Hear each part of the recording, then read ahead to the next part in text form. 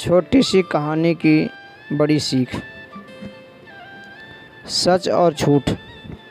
गुरु नानक देव जी और मर्दाना। मृत्यु सच है और जीवन झूठ है। आप ही तय कीजिए आप किसका साथ दोगे।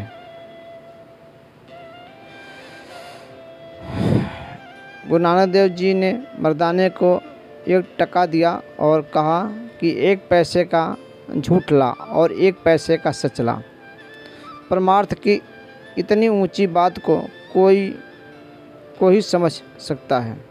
मर्दाना जब 1 टका लेकर झूठ और सच खरीदने किसी दुकान पर जाता तो लोग उसका मजाक उड़ाते कि क्या झूठ और सच भी दुकानों पर मिलता है। अंत में मर्दाना एक प्रेमी के पास पहुंचा। उसको मरना याद था, क्योंकि जिसको मरना याद रहता है उसको सिमरन भी याद रहता है। उस व्यक्ति के पास जाकर मर्दाने ने कहा कि 1 पैसे का सच दे दो और 1 पैसे का झूठ दे दो। उस आदमी ने अपनी जेब से एक कागज़ निकाला, उसके 2 हिस्से किए। एक पर लिखा है कि मरना सच है और दूसरे पर लिखा है जीना झूठ है, और वो कागज़ मर्दाने को दे दिया। मर्दाना वो कागज़ लेकर गुरु नानक जी के पास वापस पहुंचा और नमस्कार कर कहा कि गुरुजी, ये 2 कागज़ की पर्चियाँ मिली है। बाबा जी ने पर्चियों को पढ़ा कि मरना सच है तो कहा ये ही दुनिया का सबसे बड़ा सच है। दुनिया में जो कोई भी आया है उसे यहाँ से जाना है।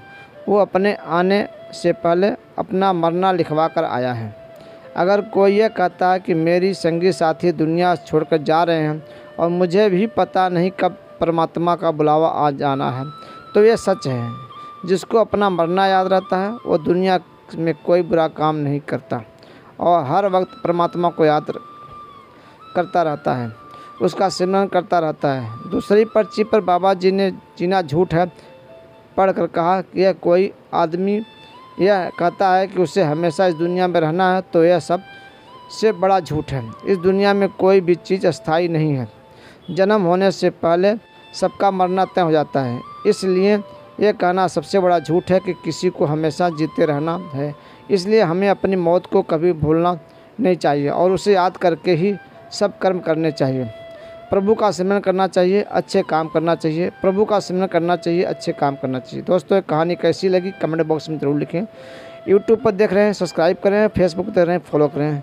दोस्तों, इस कहानी से हमें सीख मिलती है कि हमें कोई बुरे कर्म नहीं करना चाहिए, परमात्मा को याद करते रहना चाहिए और सत्य साधना करना चाहिए। सतगुरु से लेकर के, वो भी शास्त्रों के द्वारा जो भक्ति बता रहे हैं, उन्हीं संत से हमें दाम दीक्षा लेकर अपनी भक्ति करना चाहिए। सत साहेब, नमस्कार, राम राम, सत श्री अकाल।